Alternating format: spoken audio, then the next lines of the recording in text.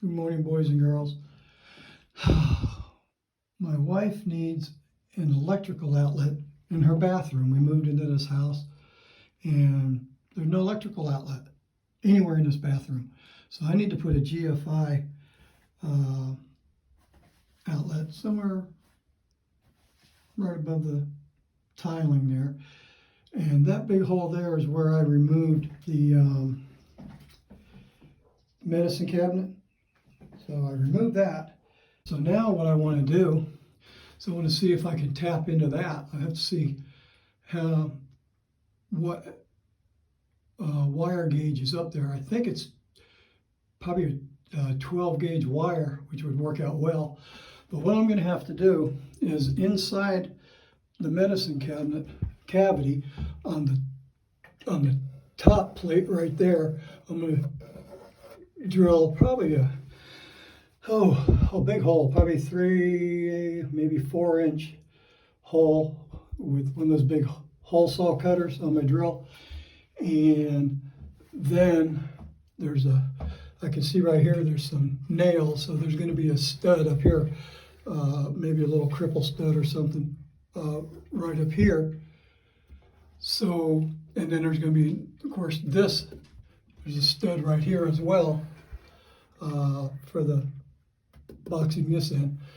So if I make that hole big enough, then I can come in here with the, and then take that light out.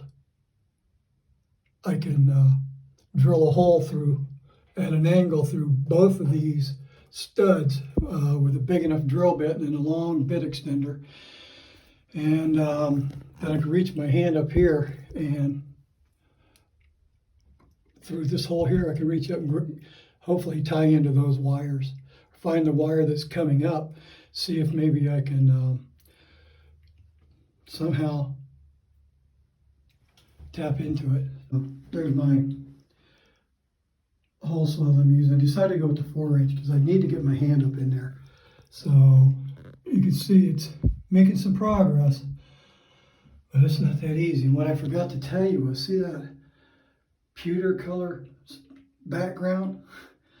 That's actually my bathroom on the other side. That's the mirror. Yeah, that's the back side of my mirror in my bathroom. So I got to be real careful at the drill because it already swung around once. When it catches and it torques, it'll flip around and it wants to hit that mirror. So, and I don't want it to. So just got to hold it tight and pray it doesn't happen. As usual, wear your protective goggles and be careful, pray before you start, and everything will turn out good. Here we go. I should say pray and everything will turn out well. Okay, I'm back with my proper grammar. I got that 4-inch hole cut. You can see that piece of wood in there. This is what's up inside my attic. Ugh, what is all that? That's what's inside that hole anyway. Hope I can get up in there. So far, everything's going well. So I'll be back in a minute. Back on to tell you that piece of round wood that's in there, it's all in one piece, so it's all together still. When I'm done, I'm going to take some of this sawdust and some probably Gorilla Glue or Elmer's glue, Carpenter's glue or something. And I'm going to put a ring around of glue and that sawdust around that piece of wood that I cut out. And then I'm going to stick it back up in there. I don't like holes. Even though this medicine cabinet's going to cover it up, I still don't like holes. So any hole that I make, I'm going to cover back up. But here we go. Okay, I found the circuit breaker downstairs and turned off the light. Turned it off too. And I tell you what, I sure wish there was a bigger gang box in there. There's a hole right there you can see down the bottom right. That's where I'm going to come up through that hole, or actually what I'm going to do is feed it down from, where'd it go? I'm going to feed it into that hole and down and come out that 4-inch hole below. Tie everything together up here. Then I'm going to still have to drill some holes in my 4-inch hole for the stud, that's little cripple stud that's right here, and then the stud that's over here. So I'll drill, like from there, I'll drill at an angle like that, as low as I can to get through there. Then when I get over to here, there should be an opening, all down in here. And then I'll cut my box out for my electrical, or for the receptacle about right here. Then I should be able to reach my hand up there and grab that wire, if all works out well. So we'll see how that goes. I'm praying for a successful mission here. Here we go. Okay, I found a piece of, scrap 12 gauge wire, and I did fish it up through that hole, up into the bottom of that hole like I showed you. Now what I'm going to do is, where that yellow wire comes through the back of the hole, even though this has insulation on it, I'm going to wrap several layers of black tape on there to further insulate it against rubbing. Oh yeah, for people that are wondering, well, why didn't you just drill a hole at the bottom and come in through the basement, or off to the side and come down through the basement? Well, below this bathroom is another bathroom in the basement, and of course it has solid ceilings. And the ceiling, I'm limited on what I can do mobility wise because of my knee. I have a partial knee replacement, and the scuttle hole to get up there is very, very tiny, and I'm claustrophobic, so that doesn't help any. So my best course of action was to go up through there like that. Now this wire is not going to stay sticking out like that, because remember I told you that that medicine cabinet is so tight going in there. That's why I can't just come across here with the wire and staple it and drill through there. All this wire eventually is going to have to go up in that hole, then back through here. Try to keep my finger right. You see it? Back through here, and then down like that to where the receptacle is going to be, right in here. So that's why. Okay, I had to bring out the big guns. I had to bring out an electric DeWalt hammer drill. Eventually I'm going to use that masonry bit because it's what I need in diameter and length. But in the meantime, I'm going to dust that it's making. My wife's going to kill me.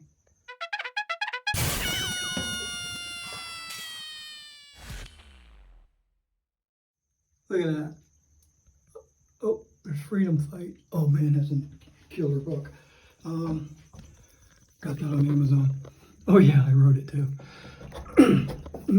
So what I do is, okay, I'm using this for the pilot bit.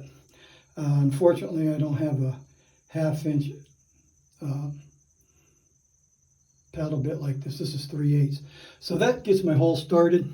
I wanted to go in like this, but it's going to be, I'm afraid that I'm going to accidentally drill through my bathroom on the other side. So I made a smaller bit, a smaller hole here, so it goes up like that, and I can feel the hole when I put my hand inside there. So, and I did another one there. So I'm going to make those bigger. And this, again, this one goes at an angle too, so that when it goes up there like that, and my big bit goes up there, there will be a hole in this 2x4, well actually it's a 2x6, right here. So my bigger bit will make the hole big enough that this yellow wire will go through there. Okay, so I'll get back with you in a minute. Okay, I drilled a 2.5 inch hole there. Kind of wish I'd have went with another 4-inch hole like that, but I didn't. So I couldn't get my hand up in there. I tried my grandson. He couldn't get his hands up there either. So I made a loop on a real coat hanger, and I stuck it up in there, was able to grab it and pull it down enough that I could catch it. So now I can pull that wire out, take that hook off there now. I can pull that wire out, and then I'll just start feeding this wire in as I pull it out here. Then I have to go back in, and there's going to be a hole up inside there. Let me try to bring this back. So there's going to be a hole about right here that I've got to try to feed that through. Good luck there. Then I get to do this all over again because I got to push it all into there and try to get it to loop down, because then I have to, once I cut my little hole here, again, I probably won't be able to reach my finger up in there. So I may have to rely on that again. So anyway, this is the little puck that came out of that hole up there. So again, I'll put glue and sawdust and everything around it to make it nice and thick, shove it up in there, and when those wires are all up in there, and I'll try to get a picture for you and show you. Okay, there's the sheathing stripper that I used. You see it's got that little spike in there, and it bites into like this. And pull it. It's got these little holes here, which is nice. Tells you what wire gauge you're using. Mine will be 12 gauge. But anyway, okay, I'm up here. Here's my wire, and I put the tape around it like I said I was going to do. And that just helps to protect that wire when it goes through that hole back there. So now I'm looking at all these wires, and I got to figure out, okay, which one this goes.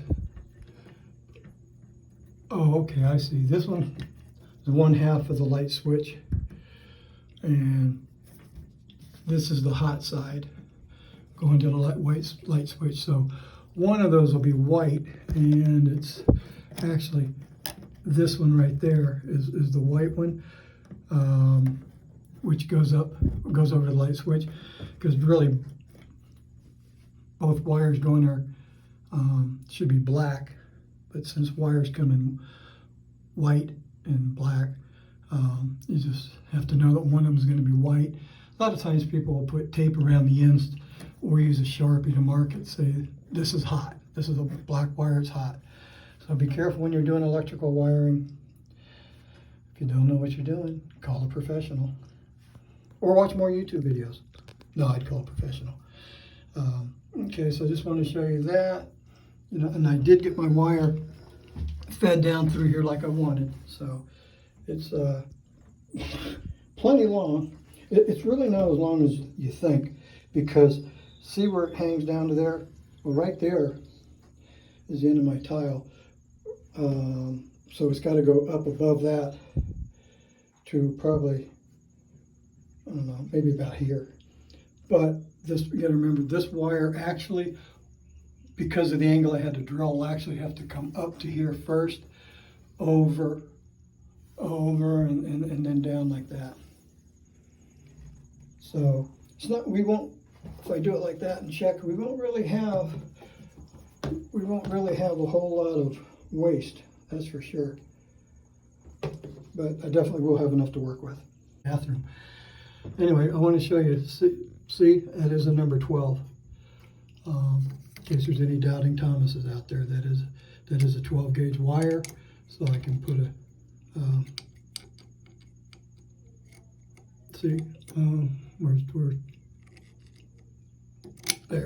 there's 12. See, it won't go into 14. See, it won't go in there. Okay, I'm back. One thing I wanted to show people that maybe are older like me, that have arthritis or lost a lot of strength in their hands and don't have much strength. This screwdriver, again, I bought it off of eBay. It's an Ideal. In the butt of it,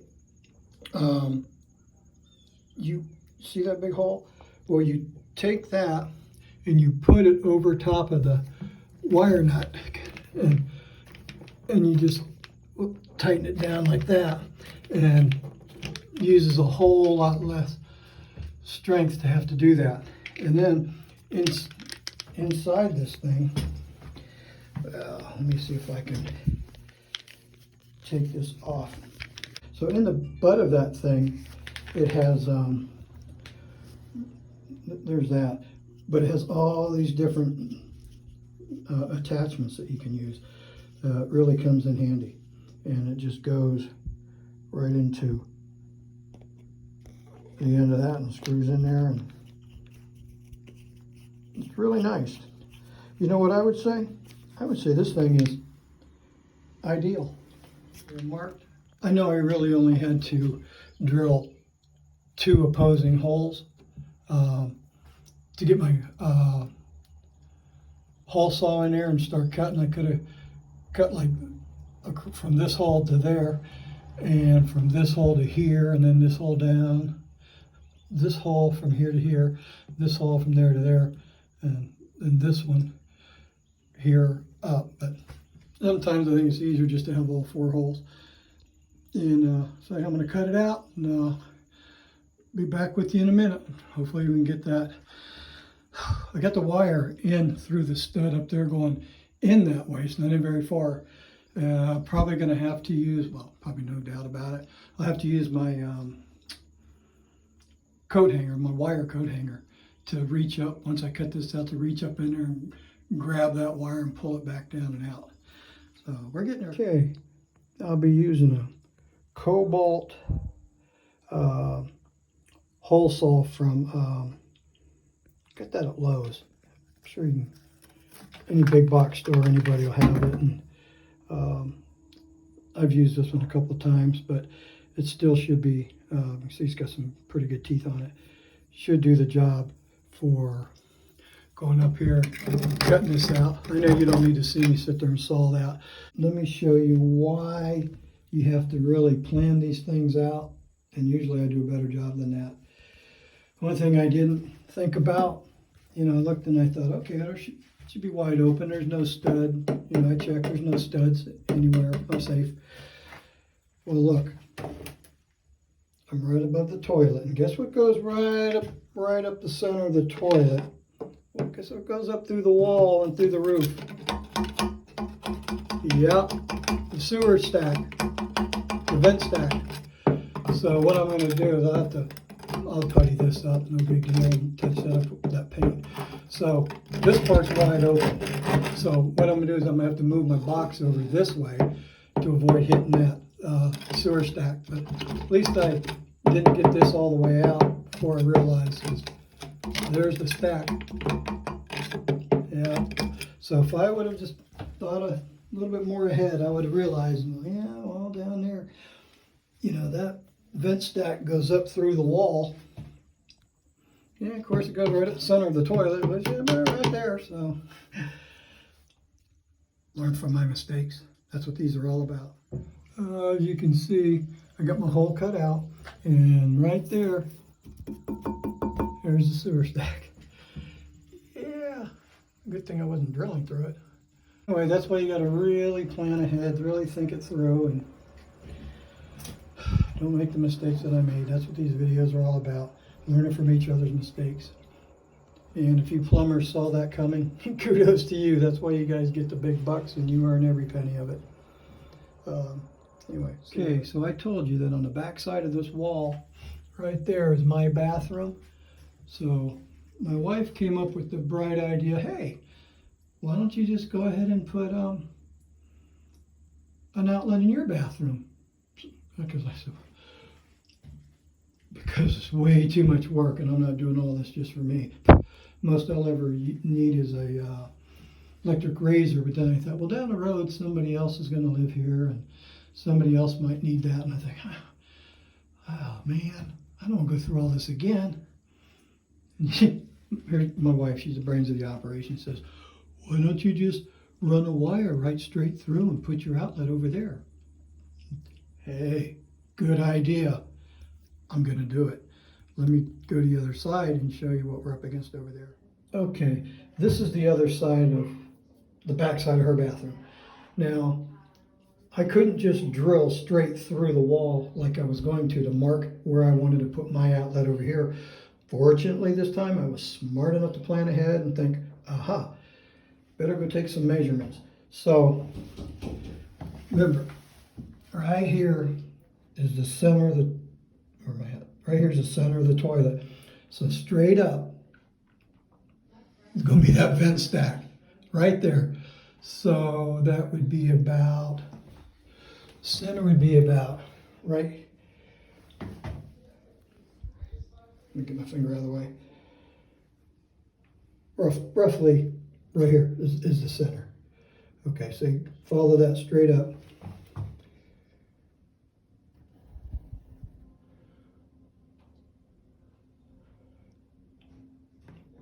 Okay, so there's the stack, and the end of it's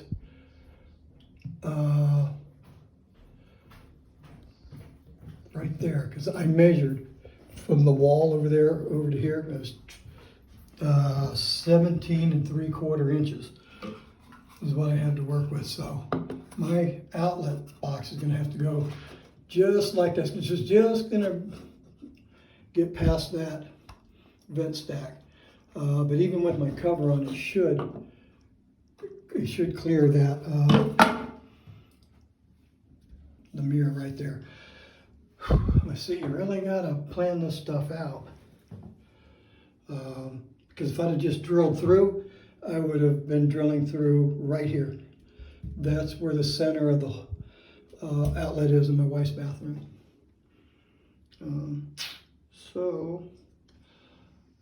This time hopefully I'll get it right. I'll keep you posted. I really didn't want them back to back to where they're touching, but it's a 2x6, so it should be okay. I can use a cutout box or a receptacle box that's not as deep.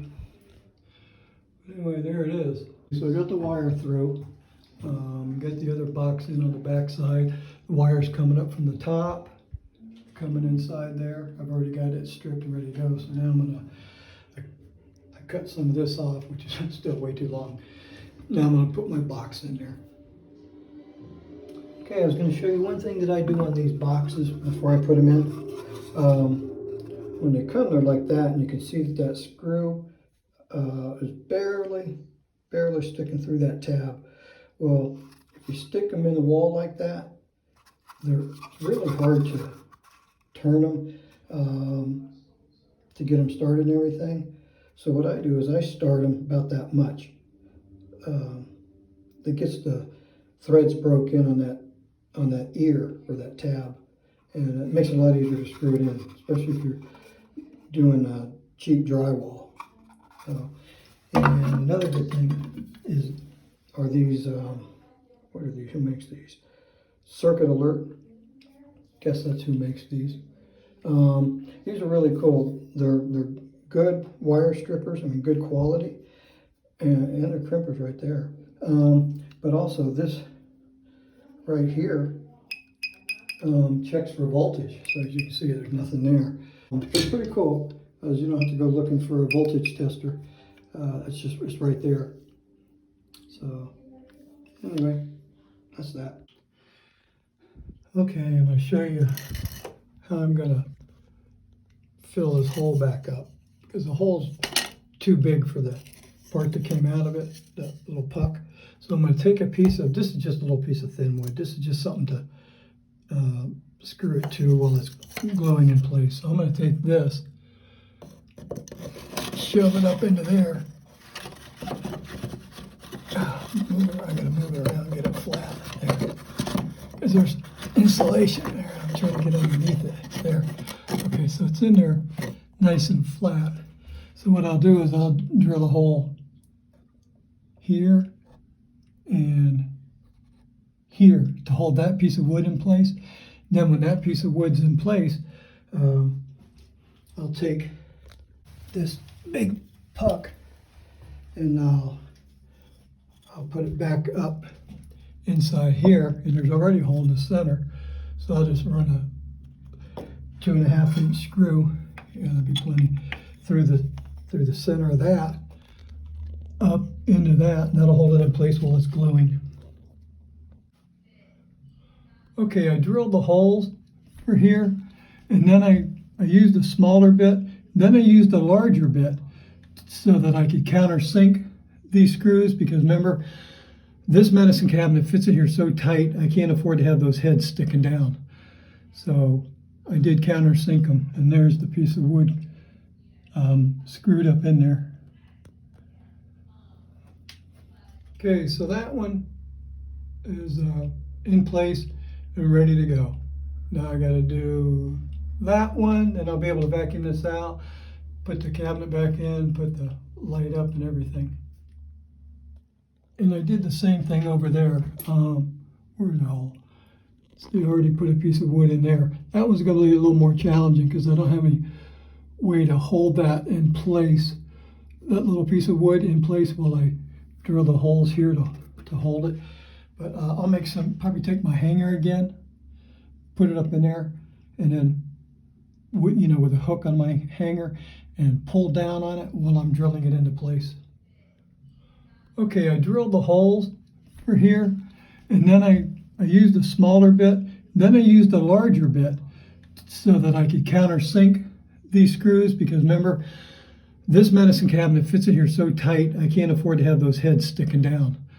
So I did countersink them, and there's the piece of wood screwed up in there. Okay, so that one is in place and ready to go. Now I got to do that one, and I'll be able to vacuum this out, put the cabinet back in, put the light up and everything. I patched up to the left of where the receptacle is going to go, but now my problem is I realized we didn't have any touch-up paint to match this right here. So we're gonna have to probably repaint the bathroom now. Yay, lucky me. And it's pretty shiny, and looks pretty tough. So I think it's an enamel. I'm gonna do a test with a cotton swab and alcohol or acetate or something, and see if it's latex or oil. But my guess is it's oil based.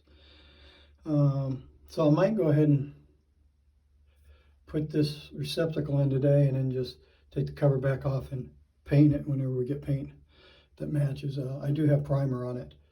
Normally what I would have done was, when I did this cutout here, I would have saved it, and I wanted to, but it fell down into the wall. So I don't have it. I could have used that for a paint sample to take to the paint store to match up. So anyway, I'll be back. Anyway, that's how it turned out.